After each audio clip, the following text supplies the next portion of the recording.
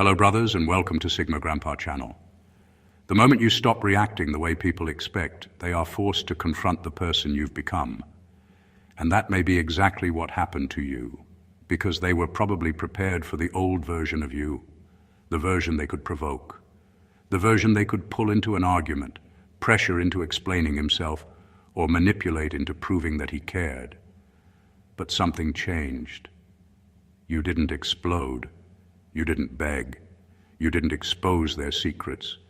You didn't launch a 47-message essay at 2:13 in the morning explaining exactly why they were wrong. You simply handled the situation differently.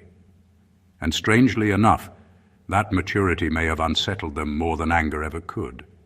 Here's the part most people don't realize. Research on emotional regulation consistently shows that the ability to pause between an emotional trigger and a response is a major part of self-control. In other words, maturity isn't about never feeling angry, disappointed, or betrayed. It's about refusing to let those emotions take the steering wheel. And that's where this story gets interesting, because when someone has become accustomed to getting a certain reaction from you, your emotional growth can feel like the rules of the game suddenly changed. They provoke you, and you don't bite. They expect an explanation, and you don't owe them one. They expect revenge, and you choose distance. They expect you to chase, and you continue living. Now they're left staring at a version of you they don't quite recognize. And the funniest part? You may not even be trying to make them uncomfortable. You're simply no longer available for the version of the relationship they were used to. So today, we're going beneath the surface of what happened and uncovering 12 unusual ways your maturity may have completely thrown them off balance. Not because you became colder, but because you finally learned something far more difficult. You can understand someone's behavior without allowing it to control your own. And once they realize that, their reaction can become very, very interesting. Number one, you refuse to give them the reaction. Their behavior was designed to produce. Some people don't just do things. They do things to see what happens next. They know which words irritate you, which accusations make you defensive, which silence makes you chase, and which little provocations can turn a calm conversation into an emotional circus. They may not even admit they're doing it, but they have learned your buttons. Then one day, the buttons stop working. You still notice the disrespect. You still feel the disappointment. You still understand exactly what they're trying to pull out of you. But instead of reacting on impulse, you pause. You answer only what deserves an answer. You refuse to defend yourself against every ridiculous accusation. You don't turn one unpleasant moment into a 3-hour argument. That can be incredibly confusing for someone who expected access to your emotions. And here's the brutal part. They may have been more comfortable with your anger than with your maturity. Anger gave them something to fight. Your calm gives them nothing to grab. You aren't pretending not to care. You're simply refusing to let another person's behavior decide who you become for the next 10 minutes or the next 10 years. That's the difference. You didn't win by shouting louder. You won by refusing to play the reaction game at all. Number two, you let them keep their version of the story. There comes a point when correcting someone's version of you becomes more exhausting than simply living your truth. You realize that not every misunderstanding deserves a courtroom, and not every accusation deserves a defense attorney. Maybe they told people you were cold. Maybe they said you changed. Maybe they conveniently forgot what they did and highlighted everything you did afterward. Your old instinct might have been to explain every detail, gather evidence, contact mutual friends, and make sure everyone knew what really happened. But you stopped. Not because their story became true, but because you understood something surprisingly freeing. People are allowed to misunderstand you. You don't have to chase every rumor down the street. The mature response was to let them speak while you continued behaving according to your values.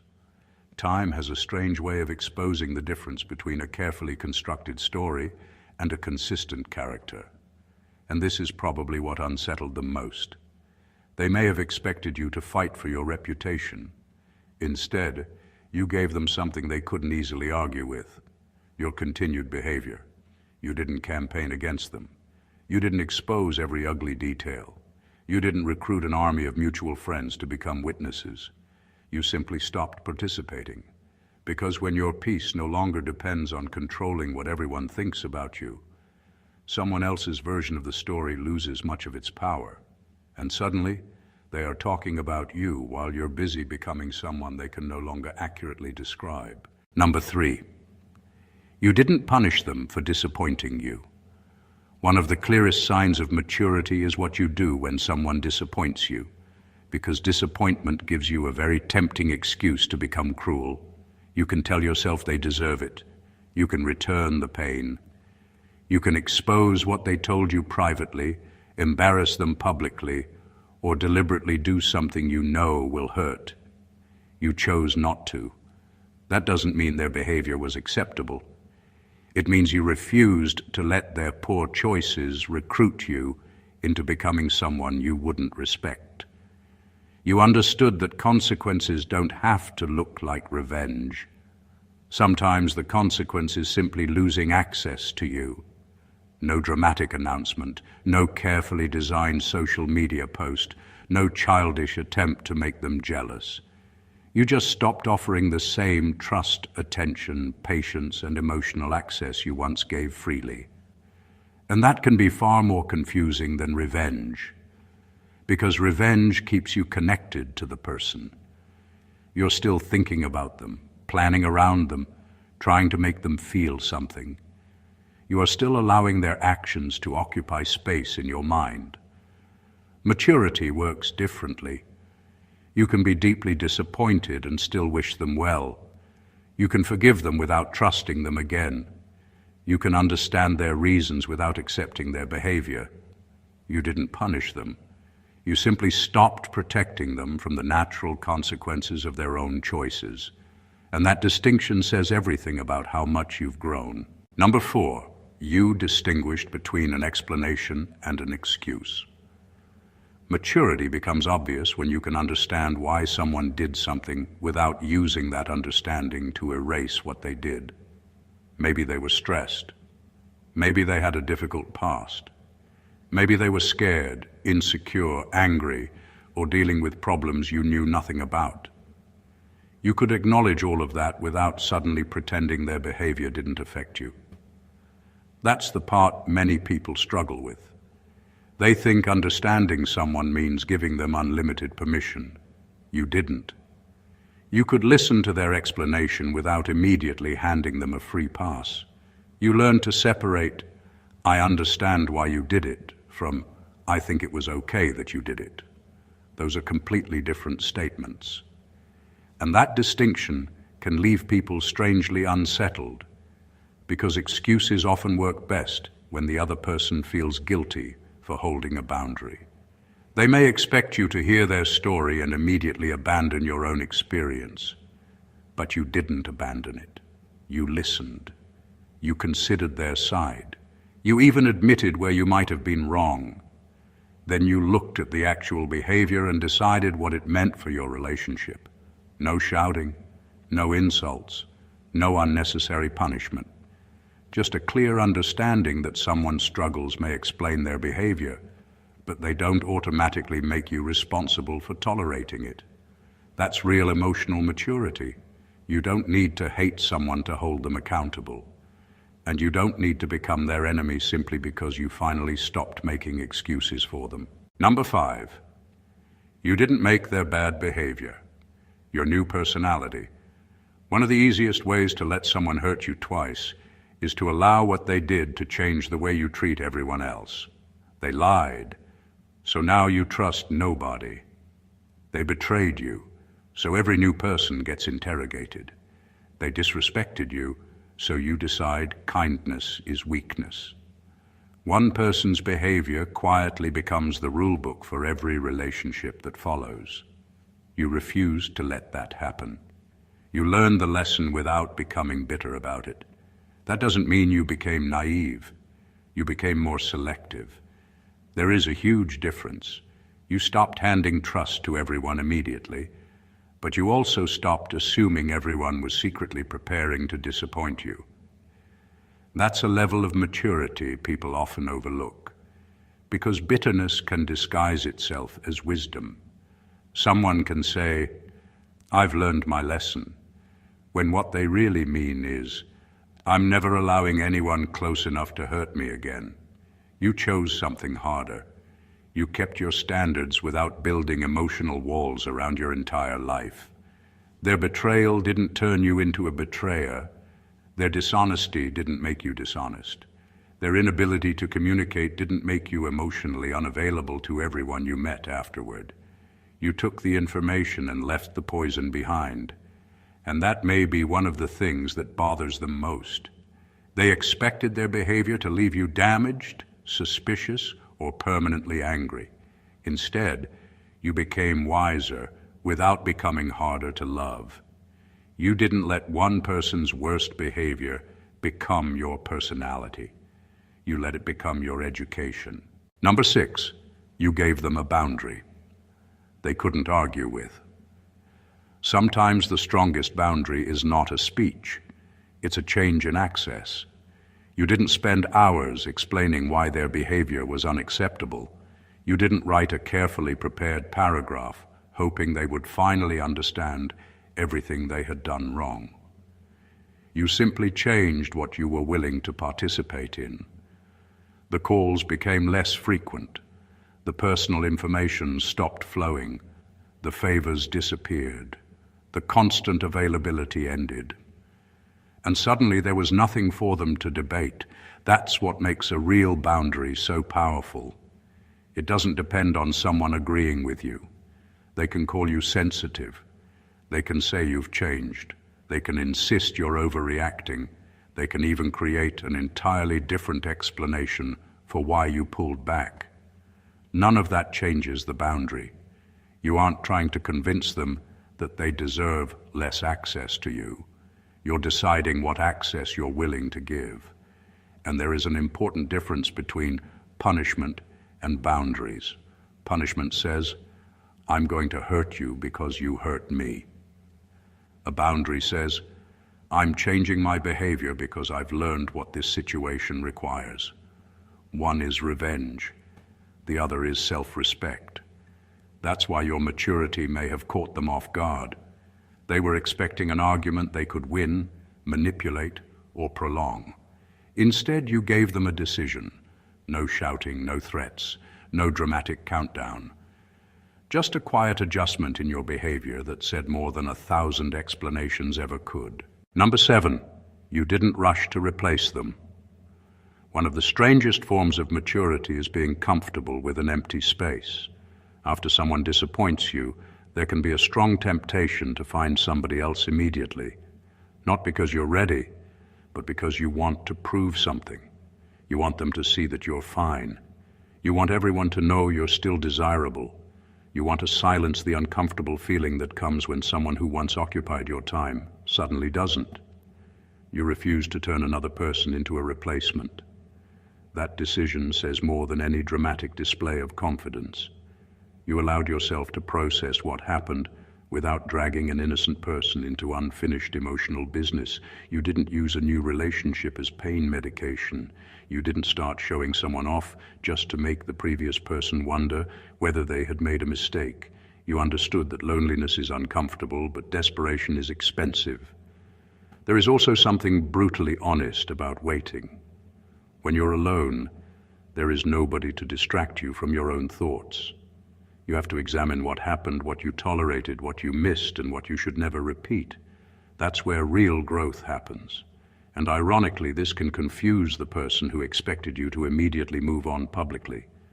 They may have expected competition, jealousy, or some dramatic announcement that you've upgraded. Instead, you simply continued living. You didn't need a replacement to prove you had value. You became comfortable knowing that an empty seat is better than giving the wrong person the privilege of sitting there. Number 8, you became less available without becoming cruel. There is a difference between becoming distant and becoming disciplined with your access. You didn't suddenly turn into a cold person who treats everyone like an enemy. You simply stopped giving unlimited access to someone who had shown you that they couldn't handle it responsibly. That distinction is easy to miss. You still responded when necessary. You could still be polite. You didn't insult them, embarrass them, or deliberately make their life difficult. You simply stopped being constantly available. The late-night conversations became less frequent. The instant replies disappeared. The personal details stayed private. The favors that once came automatically were no longer automatic. And this is where things can become uncomfortable for the other person. They may not understand why you're acting differently, because nothing dramatic happened in front of them. There was no explosive argument announcing the end of your patience. They simply noticed that the person who once made room for them everywhere was no longer doing it. That's a powerful consequence. You weren't withholding attention to make them suffer. You were protecting your peace by becoming intentional about who receives your time.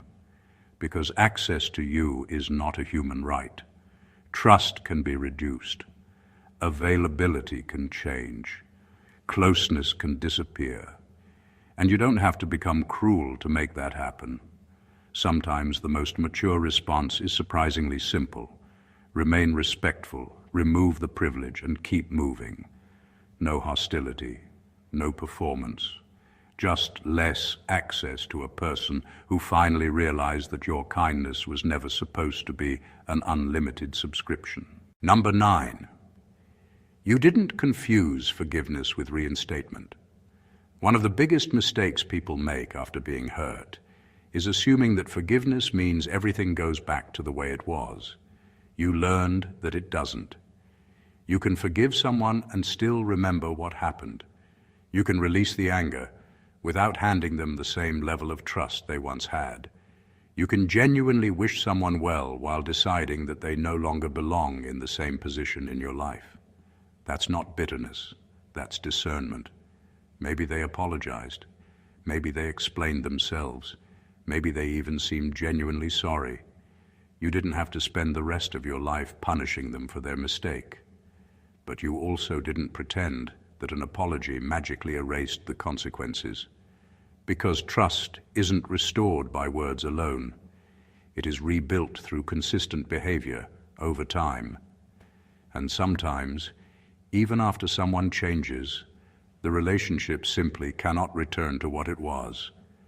Not every door needs to be reopened just because someone finally understands why it was closed. That's the part that can leave people confused about your maturity. They may expect one of two extremes. Either you hate them forever, or you welcome them back completely. You chose neither. You forgave without surrendering your judgment. You let go without forgetting the lesson. You stopped carrying resentment, but you also stopped handing out privileges that had been misused. That's real closure. Forgiveness gave you peace. Boundaries decided who still had access to it. Number 10, you didn't use your knowledge against them. There is a special kind of restraint in knowing exactly what could hurt someone and choosing not to use it. You probably knew things about them that other people didn't. Their insecurities, their private struggles, the things they were embarrassed about, the mistakes they hoped nobody would discover. Maybe they trusted you with information during moments when their guard was completely down. Then things went wrong, and suddenly you had ammunition. You could have exposed them. You could have dropped one private detail into the right conversation and watched everything unravel. You could have told people what they had confessed to you and justified it by saying they deserved it. But you didn't, not because you were powerless, because you understood that having information doesn't give you permission to weaponize it. That's a level of maturity people often recognize only after they've experienced the alternative. You could have destroyed their reputation, but you chose to protect your own character instead. And there's something deeply powerful about that decision. You didn't need to prove that you knew their weaknesses. You didn't need to demonstrate that you could hurt them worse than they hurt you. You simply walked away carrying information you had every opportunity to misuse. That says something important. Your principles weren't dependent on how well someone treated you. Anyone can behave with integrity when everything is peaceful. The real test comes when you're angry enough to justify doing the opposite. You pass that test quietly, and they may never fully understand how much restraint it took. Number 11. You didn't demand closure from the person who created the confusion. Sometimes the person who caused the confusion is the last person capable of giving you the clarity you want. You learned that the hard way. Maybe you wanted one honest conversation, one explanation that finally made everything make sense, one moment where they would admit what they did, explain why they did it, and acknowledge how it affected you. But you eventually stopped waiting, because closure can become another form of attachment when you make your peace dependent on somebody else's confession. You didn't need them to say, "You were right." You didn't need an apology perfectly worded enough to repair every unanswered question. You started looking at the pattern instead of obsessing over individual moments, their actions, their inconsistencies, their choices, and the way you repeatedly felt around them gave you enough information to make a decision. That doesn't mean you stopped caring overnight. It means you stopped demanding that the person who created the confusion be responsible for removing it. And that's a huge shift. You realize that sometimes the explanation you're waiting for wouldn't change the decision anyway. Knowing exactly why someone lied doesn't make the lie disappear. Knowing why they became distant doesn't automatically make the relationship healthy again. So you stopped standing at the door waiting for an explanation. You gave yourself permission to leave with unanswered questions. Because maturity isn't always getting every answer. Sometimes it's recognizing that you already know enough. Number 12. You stopped negotiating with behavior you had already understood. There is a moment when asking for another explanation stops being reasonable and starts becoming a way of avoiding an uncomfortable truth. You reached that moment. At first, you probably questioned everything. Maybe they promised it wouldn't happen again. Maybe they had a convincing reason. Maybe you gave them another chance because you genuinely wanted to believe the best in them. But eventually, the pattern became louder than the promises. One mistake can be a mistake. Two can be a warning. But when the same behavior keeps returning with different explanations, the explanation becomes less important than the pattern. That's where your maturity showed. You stopped asking, "Why are they doing this?" and started asking, "What am I supposed to do with what they're repeatedly showing me?" That question changes everything, because you don't need a psychological investigation to recognize disrespect. You don't need a 5-page explanation to know that inconsistency is exhausting. And you certainly don't need another promise to justify protecting yourself from behavior you've already experienced repeatedly. You weren't being heartless. You were finally paying attention. The other person may have been accustomed to receiving another chance every time they crossed the line. But eventually, the negotiation ended. Not because you became angry, but because you became clear. You stopped arguing with the evidence. You stopped treating potential as proof. And you stopped allowing words to repeatedly reset the consequences of actions. That's the uncomfortable power of maturity. Once you understand the pattern, you stop needing permission to respond to it. Final thoughts. Maybe what unsettled them wasn't that you became colder. It was that you became clearer. You stopped reacting just because someone wanted a reaction. You stopped chasing explanations from people committed to creating confusion. You stopped confusing forgiveness with giving someone the same access they had before. You stopped turning disappointment into revenge. and you refuse to let someone else's bad behavior rewrite your character. You learned something many people discover only after years of unnecessary drama. Maturity isn't about becoming emotionless. It's about becoming responsible for what you do with your emotions. You can be angry without becoming cruel. You can be hurt without becoming bitter. You can forgive without forgetting. You can walk away without announcing it. And you can understand someone deeply without allowing them to control you. That's why your response may have confused them so much. They were prepared to deal with the version of you they already knew. They weren't prepared for someone who had learned from the experience, accepted what couldn't be changed, and quietly changed what could. No revenge speech, no desperate explanations, no performance for an audience, just growth. And perhaps that's the part worth remembering. You don't prove your maturity by showing people how much they've changed you. You prove it by deciding what their behavior will no longer be allowed to change. If this message connected with you, don't just watch it and move on. Take the lesson with you. And if you want more content that challenges the way you think, understand people, and understand yourself, subscribe to the channel and stay with us for what comes next. Because sometimes the strongest response isn't getting the last word. It's becoming someone who no longer needs one.